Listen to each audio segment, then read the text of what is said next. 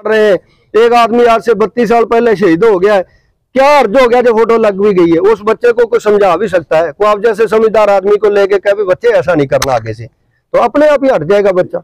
पता हमारे सर हिसाब से तो कौम ने एक शहीद लान रखे हैं सन जरनैल से भिंडरा वाले, तो सिख कौम सुबह शुरू से ही जो है शहीदों का मान सम्मान करती है। ये तो हमारे लिए तो शहीद है, सरकार के लिए कुछ है, सरकार को अपती है, रहे हम क्या करें। नमस्कार दोस्तों, स्वागत है आप सबका आपके अपने चैनल BN24 में। मैं हूं आपके साथ दीपक पोपड़ा और इस वक्त हम मौजूद हैं असंध के गुरुद्वारा डेरा साहिब में।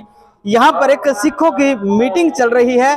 मीटिंग का क्या है मेन एजेंडा वो भी हम आपको बताएंगे। फिलहाल सभी साथियों से अपील करेंगे कि जो भी साथी हमारे साथ जुड़े इस वीडियो को, इस खबर को ज़्यादा से ज़्यादा शेयर जरूर कर दे।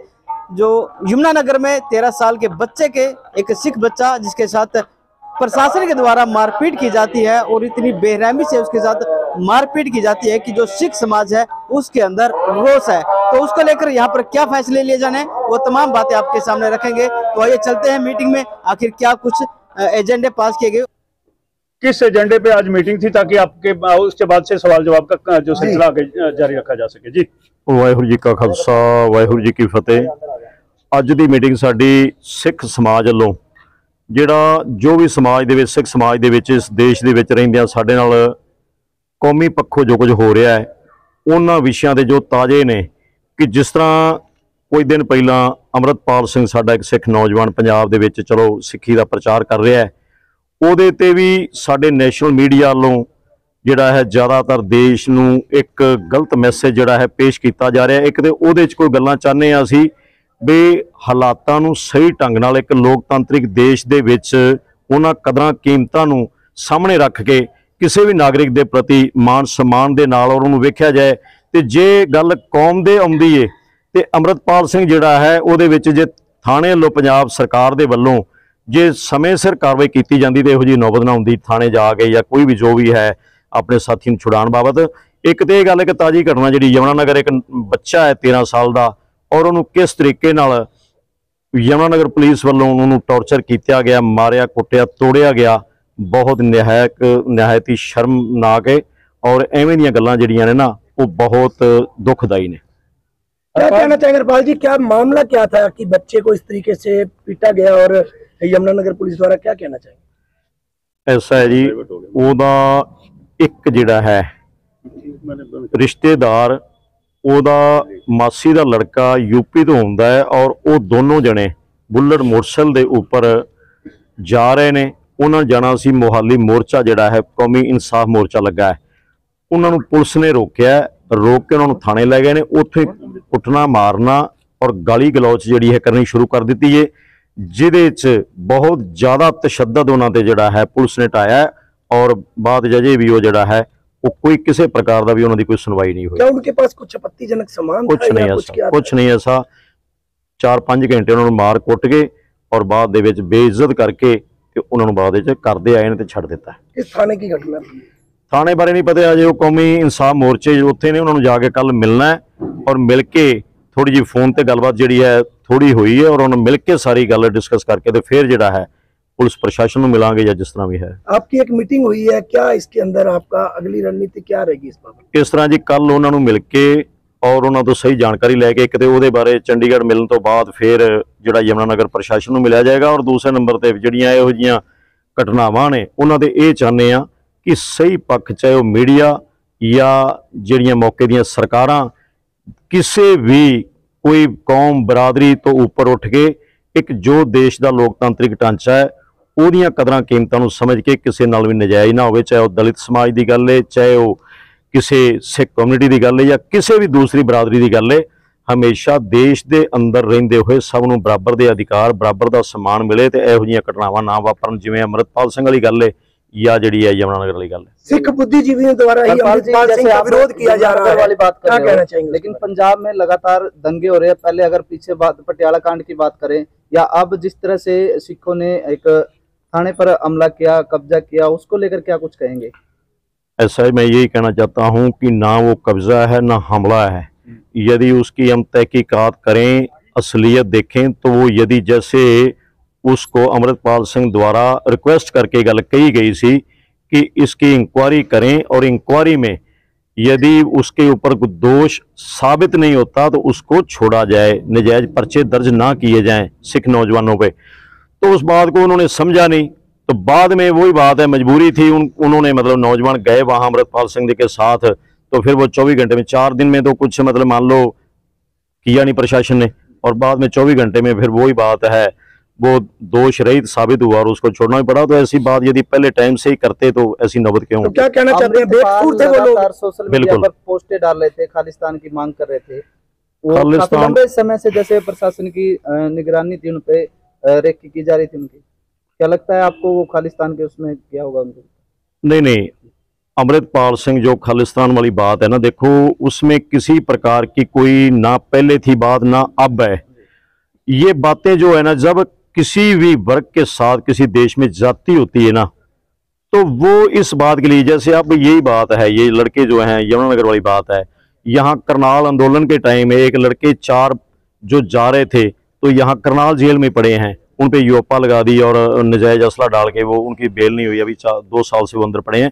तो ये सिख समाज के साथ जैसे ही ऐसा बर्ताव एक देश में होगा तो फिर कहीं ना कहीं खालिस्तान की मांग या ये जो संत जरनैल सिंह की फोटो का इशू बनता है, इसलिए जो खट्टर साहब के पीछे 2018 में भी हुआ था। तो ये बातें संत जरनैल सिंह जो भी उस टाइम वो एक सभी बात उसको उस समय बहुत सारे बुद्धिजीवी देश के और सम्मानजनक लोग जाके मिले, उन्होंने बातचीत भी की, तब तो कोई ऐसी बात किसी को लगी नहीं, ठीक है कि नहीं। आज भी बीजेपी के लीडर सुब्रमण्यम स्वामी आए, या मैं यूट्यूब पे सर्च करके देख सकते हैं उनकी, उसके बारे में 2 दिन उनके साथ रहे, बातचीत की। लेकिन ये जो मीडिया के जरिए जैसे मैंने देखा है कि जो हमारे नेशनल चैनल हैं वो गलत ढंग से उसको प्रचार के हमारे समाज में मतलब तरह तरह के भ्रम पैदा करना, जो एक लोकतांत्रिक देश के लिए आगे अच्छे नहीं है। रीजन क्या मानते हैं इसका? रीजन तो देखो, देश जो है सिखों के साथ सही, मैं तो यही कहूंगा कि इसमें कोई किसी पार्टी विशेष की बात नहीं है। लंबे समय से बेइंसाफी होती आ रही है। जब कौमी इंसाफ मोर्चा जो मोहाली लगा है, यदि कौम को आज 8 साल हो गए हैं तो मोर्चा लगाने के लिए मजबूर क्यों होते यदि टाइम से इंसाफ मिलता तो? अब उसमें, और ना ही इसमें किसी जात बिरादरी की बात है ना पार्टी की बात है। बहुत सारे हमारे सिख लीडर भी जो उसमें दोषी हैं। अब वही बादल है, प्रकाश सिंह बादल, उनके ऊपर चार्जशीट लगी है। तो यदि वही बात है, पहले कैप्टन साहब उनकी सरकार में लग जाती, पहली बात तो बादल की सरकार थी, यदि खुद उसमें इन्वॉल्व ना होते तो ये खुद ही ना उस टाइम 1.5 साल रहे हैं। ये बात सारी साबित करके जो दोषी थे उनके ऊपर सजा कार्रवाई हो जाती, तो आज कौम को, सिख कौम को मोर्चे क्यों लगाने पड़ते? हरपाल जी, आप अमृतपाल की बात कर रहे हैं, लेकिन कुछ सिख बुद्धिजीवी ही अमृतपाल का विरोध कर रहे हैं पंजाब के अंदर, क्या कहना चाहेंगे? बुद्धिजीवी ਜਿਹੜੇ ऐसे ने सो कॉल्ड बुद्धिजीवी, वो सिर्फ अपनी एक समाज ਦੇ ਵਿੱਚ जगह बना के रखना चाहते हैं, वो असलियत तो कोहां दूर ने, उन्होंने बारे इन्ना ही कहना ठीक है। तो क्या कहना चाहेंगे आप, अमृतपाल के साथ सहमत हैं जो अमृतपाल सिंह बोल रहे हैं? जो अमृतपाल सिंह, देखो अजे तक किसी प्रकार का भी कोई भी, चाहे वो उत्थे बहुत सारे गुरु साहब नूं लिजाण दी गल करते हैं, वो भी साडी पुरानी पुरातन रौ रीत अनुसार ठीक है, वाजिब है। हमेशा जिहड़ा है गुरु साहब का सवारा जिहड़ा है, जदों भी कोई वो एक खालसा वहीर के रूप में चल रहा है और वो नाल लैके जाना कोई गुनाह नहीं। और जिहड़ा अजे तक वो अमृतपान करवा रहा, नशे तो लोगों को छुड़वा रहा, हुण नशे बाबत ही एक आप पार्टी की सरकार हुण उधर तो नहीं वेख रही कि जिहड़ा एक बंदे का नशे की मुखबरी करन ते उहदा हत्थ वड्ढ दिता गया और एक नूं कुट-कुट के मार दिता है, जानों मार दिता है, उन्हां ते इहो जी सख्त कार्रवाई करन ना बेहतर दे कि ਜਿਹੜੇ वायदे ते पहला कैप्टन सरकार 5 साल राज कर गई और हुण आप पार्टी नूं भी साल हो गया है, ते ये केजरीवाल जी ने भी उदों ये वायदे ये कीते सन कि असीं 1 महीने के अंदर सब कुछ हर चीज़ जिहड़ी है कंट्रोल कर लांगे। अज तक साल निकल गया जी। हमारा लास्ट सवाल ये है आपसे कि आगे की क्या रणनीति हो रहेगी? रणनीति ऐसा है जी, असीं ये चाहते हैं कि सब नूं बराबर दे अधिकार मिलन और इहो जी जिहड़ी है किसी प्रकार की भी हीन भावना जो अंदर आउंदी, चाहे वो सिख कम्यूनिटी च, चाहे दलित किसी बरादरी च या किसी च भी जो दुर्व्यवहार हुंदा है, इंसाफ नहीं मिलता, उदों इहो जी भावना पैदा हुंदी है। उहदे पिछे सरकारां जिम्मेवार ने, पब्लिक जिम्मेवार नहीं। की कहना चाहते? वाहिगुरू जी का खालसा, वाहिगुरू जी की फतेह। पहला तो मैं सारे पत्रकार वीरां दा धन्नवाद करना कि ਜਿਹੜੇ हर समय समय ते गुरुद्वारा डेरा साहब आके कोई भी मुद्दा है, चाहे इलाके का है चाहे देश विदेश का, उन्होंने समय समय सिर वधिया आवाज़ उठाते हैं। तो सब तो वधिया जिहड़ी सानू लामा ना नैशनल मीडिया ते, ਉਹਦਾ सब तो वड्डा पॉजिटिव पक्ष है कि जिहड़ा लोकल मीडिया है ये ऐसा प्रचार नहीं, कूड़ प्रचार नहीं करता। ਇਹ ਵਧੀਆ ਇੱਕ ਪੋਜ਼ਿਟਿਵ ਜਿਹਾ ਮੈਸੇਜ ਦਿੰਦੇ ਨੇ ਲੋਕਾਂ 'ਚ, ਜਿਹਦੇ ਨਾਲ ਕੋਈ ਐਸੀ ਭਾਵਨਾ ਨਹੀਂ ਹੁੰਦੀ। ਦੂਜੀ ਗੱਲ ਜਿਹੜੀ ਅੰਮ੍ਰਿਤਪਾਲ ਸਿੰਘ ਦੀ ਆਪ ਜੀ ਕਹਿ ਰਹੇ ਹੋ ਨਾ, ਇਹ ਤੇ ਕੋਈ ਵੀ ਬੰਦਾ ਨਹੀਂ ਕਹਿ। ਹੁਣ ਧਰਿੰਦਰ ਸ਼ਾਸਤਰੀ ਨੇ ਜਿਹੜੇ ਬਗੇਸ਼ਵਰ ਧਾਮ ਵਾਲੇ ਨੇ, ਉਹਨਾਂ ਨੇ ਸਾਰਿਆਂ ਦੇ ਵਿੱਚ ਅਨਾਉਂਸ ਕੀਤਾ ਕਿ ਅਸੀਂ ਹਿੰਦੂ ਰਾਸ਼ਟਰ ਬਣਾਵਾਂਗੇ। ਸਿੱਧੀ ਜੀ ਗੱਲ ਹੈ ਕਿ ਜਦੋਂ ਇੱਕ ਪਰਿਵਾਰ ਅਲੱਗ ਹੁੰਦਾ ਤੇ ਦੂਜਾ ਨਾਲ ਖੜਾ ਹੁੰਦਾ ਨਾ, ਤੇ ਫਿਰ ਖਾਲਿਸਤਾਨ ਤੇ ਉਹੀ ਕਹਿੰਦਾ ਸਾਨੂੰ ਵੀ ਤੁਸੀਂ ਲਵੋ। ਜਦੋਂ ਉਹ ਕਹਿ ਰਹੇ ਨੇ ਵੀ ਆਪਣਾ ਅਸੀਂ ਹਿੰਦੂ ਧਰਮ ਦਾ ਅਲੱਗ ਬਣਾਉਣਾ ਹੈ, ਪਾਕਿਸਤਾਨ ਮੁਸਲਿਮ ਦੇਸ਼ ਦੀ ਵੰਡ ਹੋਈ ਸੀ, ਉਹਦੇ ਵਾਸਤੇ ਹੋਈ ਸੀ ਤੇ ਅਸੀਂ ਇੱਧਰ ਆ ਗਏ। ਹੁਣ ਇੱਥੋਂ ਜਦੋਂ ਉਹ ਆਪਣਾ ਹਿੰਦੂ ਧਰਮ ਬਣਾਉਣਗੇ ਫਿਰ ਸਾਨੂੰ ਕੋਈ ਜਗ੍ਹਾ ਤੇ ਦੇਣਗੇ ਹੀ। ਉਹੀ ਕਹਿ ਰਿਹਾ ਵੀ ਤੁਸੀਂ ਲਵੋ ਆਪਣਾ, ਉਹਦੇ ਤੇ ਕੋਈ ਕਾਰਵਾਈ ਨਹੀਂ। ਅਗਰ ਅਸੀਂ ਕੋਈ ਗੱਲ ਕਰਨੇ ਆ ਤੇ ਸਾਡੇ ਤੇ ਕਾਰਵਾਈ ਹੁੰਦੀ ਹੈ।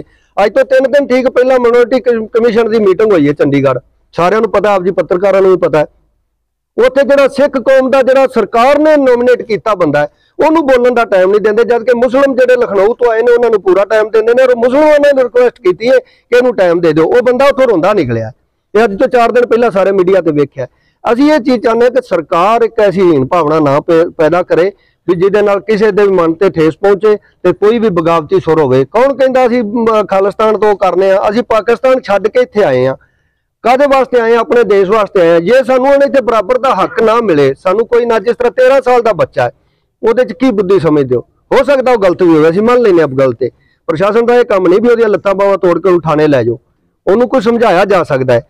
ਯਮੁਨਾ ਨਗਰ ਦੇ ਕੋਈ ਸਿੱਖ ਬੁੱਧੀਜੀਵੀ ਹੋਣਗੇ, ਜਿਸ ਤਰ੍ਹਾਂ ਮੈਂ ਇੱਥੇ ਗੁਰਦੁਆਰਾ ਸਾਹਿਬ ਪ੍ਰਧਾਨ ਹਾਂ, ਕਿਸੇ ਨਾ ਕਿਸੇ ਨਾਲ ਤੇ ਗੱਲ ਕੀਤੀ ਜਾ ਸਕਦੀ ਸੀ ਭਈ ਆਹ ਤੁਹਾਡਾ ਬੱਚਾ ਗਲਤ ਹੈ, ਇਹਨੂੰ ਸਮਝਾਓ, ਜਾਂ ਕਿਸੇ ਦੇ ਹਵਾਲੇ ਕੀਤਾ ਜਾਂਦਾ। ਵਾਰ-ਵਾਰ ਜੇ ਹੁੰਦੀ ਤੇ ਫਿਰ ਉਹਦਾ ਤੇ ਜੇ ਥੋੜਾ ਵੀ ਉਹਨੇ ਇੱਕ ਕਾਗਜ਼ਾਂ ਦਾ ਕੰਮ ਕਰਕੇ ਤੇ ਟੋਕ ਕੇ ਤੇ ਜਾ ਕੇ ਉਹਨੂੰ ਥਾਣੇ ਪੁੱਠਾ ਲਟਕਾ ਦਿਓ। ਇਹੀ ਕੰਮ ਅੰਮ੍ਰਿਤਪਾਲ ਸਿੰਘ ਦਾ ਹੋਇਆ। 4 ਦਿਨ ਤੋਂ ਰਿਕੁਐਸਟ ਕਰ ਰਿਹਾ ਕਿ ਸਾਡਾ ਇਹ ਬੰਦਾ ਜਗ੍ਹਾ ਤੇ ਨਹੀਂ, ਮੌਕੇ ਤੇ ਹੈ ਹੀ ਨਹੀਂ, ਮੌਕੇ ਵਾਰਦਾਤ ਤੇ ਹੈ ਹੀ ਨਹੀਂ। ਚਾਹੇ कैसा भी इंसीडेंट होता है, ਵੱਡੇ ਤੋਂ ਵੱਡਾ ਕ੍ਰਾਈਮ ਹੁੰਦਾ। ਪੁਲਿਸ ਇੱਕੋ ਚੀਜ਼ ਨੂੰ ਕਹਿੰਦੀ ਹੈ ਕਿ ਮੌਕੇ ਦੀ ਐਵੀਡੈਂਸ, ਜਿਹੜਾ ਬੰਦਾ ਮੌਕੇ ਤੇ ਵੇ ਉਹਨੂੰ ਕਾਬੂ ਕਰੋ। ਸਾਰੇ ਆਂਦੇ ਨੇ ਅਸਾਂ ਵੀ ਸਜ਼ਾਵਾਂ ਭੁਗਤੀਆਂ ਨੇ, ਅਸੀਂ ਮੌਕੇ ਤੇ ਅਰੈਸਟ ਹੋਏ ਆ, ਸਾਰਿਆਂ ਨੂੰ ਪਤਾ ਸਜ਼ਾਵਾਂ ਭੁਗਤੀਆਂ ਨੇ, ਹੱਸ ਕੇ ਭੁਗਤੀਆਂ ਨੇ, ਅੱਗੇ ਵੀ ਅਸੀਂ ਉਸ ਚੀਜ਼ ਨੂੰ। ਅਗਰ ਜਿਹੜਾ ਬੰਦਾ ਘਟਨਾ ਵਾਰਦਾਤ ਵਾਲੀ ਜਗ੍ਹਾ ਤੇ ਨਹੀਂ, ਉਹਦਾ ਤੁਸੀਂ ਬਿਨਾਂ ਵਜ੍ਹਾ ਤੋਂ ਨਾ ਦੇ ਕੇ ਛੋਟਾ ਜਿਹਾ ਉਹਦਾ 2 ਦਿਨ ਦਾ 3 ਦਿਨ ਦਾ ਬੱਚਾ ਹੈ ਤੇ ਉਹਨੂੰ ਹੱਥੋਂ ਖੋ ਕੇ ਘਰ ਸੱਟ ਕੇ ਤੇ ਉਹਨੂੰ ਪੁਲਿਸ ਜਾ ਕੇ ਅਰੈਸਟ ਕਰ ਲੈਂਦੀ ਹੈ, 3rd ਡਿਗਰੀ ਦਾ ਟੌਰਚਰ ਕਰਦੀ ਹੈ। ਫਿਰ ਅੰਮ੍ਰਿਤਪਾਲ ਕੋਈ ਚੋਰ ਚੱਕਾ ਤਾਂ ਹੈ ਨਹੀਂ ਕਿ ਜਿਹੜਾ ਯਾਰ ਭੱਜ ਜਾਏਗਾ। ਇੱਕ ਉਹ ਬੁੱਧੀਜੀਵੀ ਹੈ, ਸਾਰੀ ਕੌਮ ਉਹਦੇ ਨਾਲ ਖੜੀ ਹੈ। ਉਹ ਬੰਦਾ ਰਿਕੁਐਸਟ ਕਰਦਾ ਕਿ ਜੇ ਮੇਰਾ ਬੰਦਾ ਗਲਤ ਹੋਇਆ ਮੈਂ ਆਪ ਪੇਸ਼ ਕਰਵਾ ਦਿਆਂਗਾ, ਮੈਂ ਆਪ ਕਰਵਾਵਾਂਗਾ ਪੇਸ਼। ਪਰ ਫਿਰ ਵੀ ਪੁਲਿਸ ਇਹ ਕਰਦੀ, ਉਹਨੂੰ ਥਾਣੇ ਲੈ ਜਾਂਦੀ ਹੈ। ਜਦ ਫਿਰ ਵੀ ਉਹਨਾਂ ਨੂੰ ਪੁਲਿਸ ਨਾਲ ਰਾਬਤਾ ਕਾਇਮ ਕੀਤਾ, ਪੁਲਿਸ ਸੁਣਦੀ ਨਹੀਂ ਗੱਲ। ਲਾਸਟ ਕੀ ਹੁੰਦਾ ਕਿ ਜਦੋਂ ਫਿਰ ਸਾਰੇ ਇਕੱਠੇ ਹੋ ਕੇ ਜਾਂਦੇ ਨੇ, ਫਿਰ ਥਾਣੇ ਦੇ ਘਰਾਓ ਦਾ ਇਲਜ਼ਾਮ ਲਾ ਦਿੰਦੇ ਨੇ। ਕੀ ਗੱਲ ਰੋਜ਼ ਅਸੀਂ ਜਾਂਦੇ ਨਹੀਂ, ਉਹ 10 ਬੰਦੇ ਜ਼ਿਆਦਾ ਚਲੇ ਗਏ ਹੁਣ, ਇੱਥੇ ਵੀ ਕੋਈ ਮਸਲਾ ਹੁੰਦਾ ਹੈ। ਪੁਲਿਸ ਆਂਦੀ ਹੈ ਬੁੱਧੀਜੀਵੀ ਸਿਆਣੇ ਬੰਦੇ ਪੰਚਾਇਤੀ ਤੌਰ ਤੇ ਜਾਂਦੇ ਹੁੰਦੇ ਨੇ, ਉਹ ਗਏ ਨੇ, ਜਾ ਕੇ ਉਹਨਾਂ ਆਖਿਆ ਵੀ ਸਾਡਾ ਬੰਦਾ ਨਹੀਂ ਮੌਕੇ ਤੇ। ਪੁਲਿਸ ਨੇ ਮੰਨ ਲਈ, ਬਾਕੀ ਪੁਲਿਸ ਨੇ ਛੱਡਿਆ, ਪੁਲਿਸ ਨੇ ਆਪਣੀ ਗਲਤੀ ਵੀ ਸੁਧਾਰ ਕੀਤੀ, ਉਹਨੂੰ ਕਿਹਾ ਮੰਨਿਆ। ਸਾਡੀ ਐਸਪੀ ਸਾਹਿਬ ਨੇ ਖੁਦ ਆਖਿਆ ਮੇਰੀ ਗਲਤੀ ਹੈ, ਇਹ ਬੰਦਾ ਮੌਕੇ ਤੇ नहीं सी। और वो इतना कुछ करने के बावजूद फिर सानू गलत दस देने भी गलत भी तुसी हो। तो बेकसूरों को रोक के रखा जेल के अंदर, मतलब वहां पर थाने के अंदर उन्होंने? जी जी बिल्कुल कि बेकसूर नूं 2-3 दिन रख के फिर जेल च सुट देंदे ने। करेगा की बंदा? हर दे हक ने, हर दे बच्चे ने। हाँ असीं ये चाहते हैं जे कोई बंदा गलत करता है, कानून की उलंघना करता, उन्होंने अरेस्ट करो, सारे काम करो, असीं भी हेल्प करने तैयार हाँ। पर यह तो नहीं ना भी जेडे बंदे का कोई क्राइम नाल वाह वास्ता ही नहीं, जिन्होंने कोई जान नहीं पछाण नहीं, उन्होंने बेचारे नूं चुक के अंदर मार दो। खाल की है जी, अमृतपाल नाल रहिंदे ने, खालसा वीर नाल। अमृतपाल कोई अज की तरीक च कोई क्राइम नहीं किया, कोई वायलेंस नहीं, कोई कुछ नहीं। वो सिर्फ 2 काम ने, एजेंडे ने जो ओपनली वो कह रहा है। की कहता? वो कहता नशे छड्डो अमृत छको। सारे कहते हैं जे सरकार नूं दिक्कत है भी वो नशा ना छडावे तो फिर असीं सारे जाके अमृतपाल नूं कहने भी सरकार राजी है नशे ते तू नशे वरताण दे लोकां नूं, क्यों सरकार के खिलाफ तो लेना? सरकार चाहती है ना नशे वंडे, वो नशे ही रोकदा। और अज तक उन्हें होर ते कोई काम कीता नहीं, यही काम उन्हें किया, नशे के खिलाफ उन्हें मुहिम चलाई है। हिंदू राष्ट्र की आप बात की आपने, तो हिंदू राष्ट्र बनाने वालों का ये कहना है कि सभी कौमों को, सभी समाज को यहाँ पर बड़े अच्छे से रखा जाएगा। तो क्या आप हिंदू राष्ट्र में नहीं रहना चाहेंगे? तो अच्छे से तो अब भी रह ही रहे हैं, इसके ऐसे ही रहने दो। अब क्या है, अब भी तो सरकार तो ऊपर मोदी साहब तो सारे RRS का उसका है, अभी अच्छा चला लो। अब क्यों किसी के साथ धक्काशाही कर रहे हो? कहने का मतलब ये है कि भी अपना राजनीतिक एजेंडा पूरा करने के लिए, बिल्कुल बिल्कुल अपने स्वार्थ के लिए कर रहे हैं। बिल्कुल अपने स्वार्थ के लिए कर रहे हैं और एक खास विषय कौम को दबाने की सोच रहे हैं। जो कि जो संत जरनैल से भिंडा वाले की फोटो की बात पर ही आ जाओ। जब ये खट्टर साहब वाला मामला आया उससे पहले 70% लोगों को ये चीज का, फोटो का पता ही नहीं था। वो एक ऐसा इंसिडेंट होया कि हर के दिमाग में ये आई भी यार ये भी होना चाहिए। सीधी सी बात है भी कोई भी आदमी किसी को रोकोगे, दबाओगे, दबाओ कोई नहीं। वो कहेगा हम तो चाहते हैं शांति से रहे, सब साथ लेके चले। अभी जैसे हिंदू और सिख समुदाय की या दूसरे धर्म की बात करें तो उनके भाईचारे को आप लेकर कैसे क्या कुछ कहना चाहते हो? जैसे लोकल लेवल की बात करें, राजनीति लोकल लेवल का तो ऐसा है जी, सबसे बड़ा प्रूफ 84 के दंगे, यहाँ सारी जगह पे दंगे और संध में नहीं हुए। इसका मतलब यहाँ हिंदू भाईचारा सिख एकता है इसलिए, लेकिन सरकार नहीं चाहती ये चीजें। अगर उस टाइम यहाँ कोई एक ईंट पत्थर भी नहीं चला, सरकार भी यहाँ थी, हिंदू भाई भी यहाँ थे, यहाँ सारे हमारे जो हिंदू भाई उनके साथ मिलन बर्तन शादी ब्याह कार्ड पे जाते हैं, तो जो ऐसा हो तो यहाँ ना ऐसा कोई बात तो है ही नहीं है। लेकिन ये तो एजेंडा ही राजनीति है ना, राजनीति करती है कुछ आदमी है राजनीति में आके, वो चाहते हैं कि यहाँ भी बवाल करते हैं लोग, वो जो करते हैं। फिर ये जैसे लोग कह रहे हैं, दूसरी राजनीतिक पार्टियां कह रही है कि आम आदमी पार्टी बीजेपी की ही भी पार्टी है। बिल्कुल है, वो तो अभी पंजाब से पता चल ही रहा है कि जब सरकार नहीं आई थी, भगवंत मान जी खुद कह रहे थे कि ये बंदी सिंह छोड़ने चाहिए। जब गुरबख्श सिंह ने वहां एजिटेशन करा था, भगवंत मान जी ने खुद वहां जाके स्पीच की थी, क्योंकि उस टाइम वो आम पार्टी के सबसे बड़े कदावर नेता तो पंजाब में वही थे। उन्होंने वहां जाके ये करी स्पीच के ये गलत हो रहा है, इनको छोड़ना चाहिए। अब वो सरकार में उनका क्या काम है, 2 महीने से 3 महीने से पंजाब बैठे हैं, तो उन्होंने तो सरकार को, मोदी साहब को जाकर रिक्वेस्ट ही करनी है ना, ये मेरी स्टेट में दिक्कत है, ये बंदे सजा पूरी कर चुके हैं तो इनको छोड़ा जाए। आज वो सुन ही नहीं रहा, तो बी पार्टी तो अपने आप ही हो गई। अब अमृतपाल वाली बात भी वही फिर दोहरा रहे हैं कि उन्होंने 3 दिन ये रिक्वेस्ट करी कि ये मेरा बंदा मौके पे नहीं है, मेरा बंदा मौके पर नहीं, हम है नहीं इसमें, तो फिर भी वो नहीं सुन रहा, भगवंत मान सुन ही नहीं रहा। 2024 में चुनाव आने वाले हैं, तो क्या समझते हैं किस तरीके से लेंगे आप राजनीति? राजनीति का हम तो राजनीति वाली तो हम तो कोई बात करते नहीं, सरकार चाहती है राजनीति करवाना हमारे से। हम तो पहले भी सब सरदार बख्शी सिंह जहाँ बीजेपी के विधायक हैं, हम उनके साथ लगे रहे, आज भी सुबह मेरी याद देखना फोटो उनके साथ है। हम तो किसी चीज का, लेकिन सरकार ही हमारे को साथ नहीं लगाने के तैयार, तो हम क्या करें, हमारी मजबूरी है। अपने माँ बाप को भी लोग इसलिए छोड़ते थे, माँ बाप उसको पूरा अधिकार नहीं देते, यही हमारी मजबूरी है। जब सरकार हमारे को साथ ही नहीं लेके चलना चाहती तो हम कैसे उनके साथ चले। 13 साल के बच्चे पर जो जुल्म किए गए हैं पुलिस प्रशासन द्वारा, तो क्या आगे क्या करने वाले हैं? यमुनानगर पुलिस के पास आप ऐसे ही यमुनानगर पुलिस को जाकर रिक्वेस्ट करेंगे, जो भी होगा जो तो समाधान करेंगे, ठीक है, नहीं तो वही बात फिर वो एजिटेशन वाली बात, ये कुछ ना कुछ तो हक तो लेके छोड़ेंगे ना, उसकी जो सच्चाई है वो सामने ला के छोड़ेंगे लोगों के। जैसे कि ये धार्मिक